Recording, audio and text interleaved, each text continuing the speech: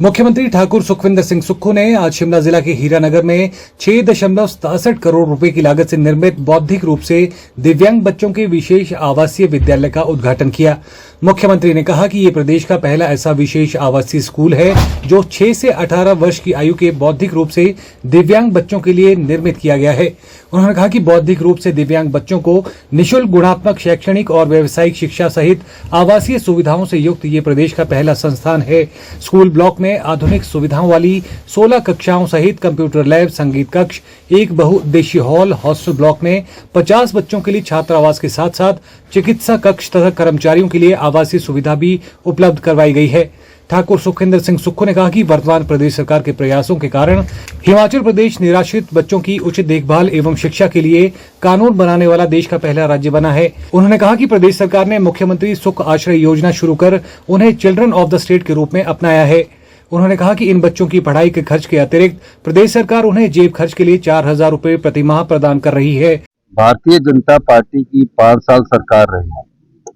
हमारे पूर्व मुख्यमंत्री माननीय श्री राजा वीरभद्र सिंह जी ने 22 में 2015 में शिलान्यास किया सामाजिक न्याय मंत्रालय, उसके मंत्रालय के अधीन जो हमारा आता है, जिसमें बौद्धिक बच्चों के विकास के लिए हमने एक हॉस्टल की व्यवस्था की। प्रदेश का पहला विशेष हॉस्टल इसको बनाया 2015 में किया।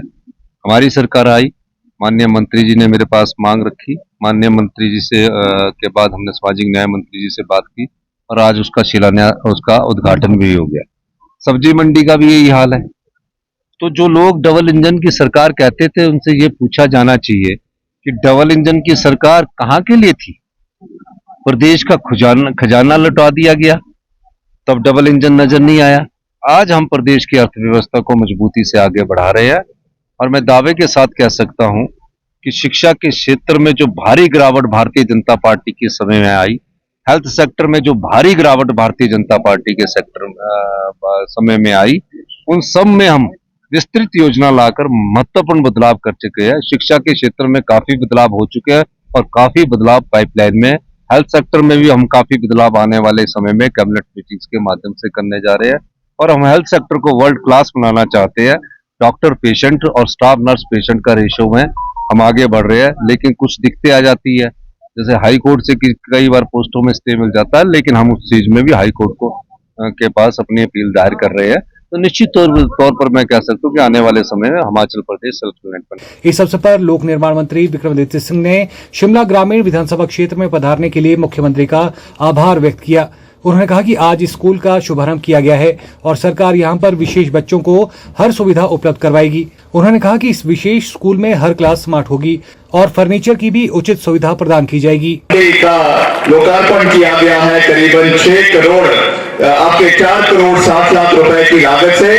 और आज ही एक बड़ी सौगात और भी माननीय मुख्यमंत्री जी ने हमको दी है, जो हमारा एक स्पेशल होम, जो हमारे स्पेशली एबल्ड बच्चे हैं उनके लिए हीरानगर में, जो काफी लंबे समय से उसका शिलान्यास भी राजा वीरभद्र सिंह जी ने 2014 में रखा था और संयोग से आज दोनों कार्य बनकर तैयार है, जिसे ठाकुर सुखविंदर सिंह सुक्खू जी ने जनता को समर्पित किया है। इसके लिए मैं आपको बहुत बहुत बधाई देना चाहता हूं। आपको अभी भी जानकर खुशी होगी कि वर्तमान अभी 2 साल के कार्यकाल में, 2 साल का जो अभी वर्तमान सरकार का कार्यकाल है, इसमें करीबन 350 से 400 करोड़ के विकास कार्य वर्तमान में पूरे विधानसभा क्षेत्र के अंदर चले हुए हैं और बराबर हर इलाके के अंदर।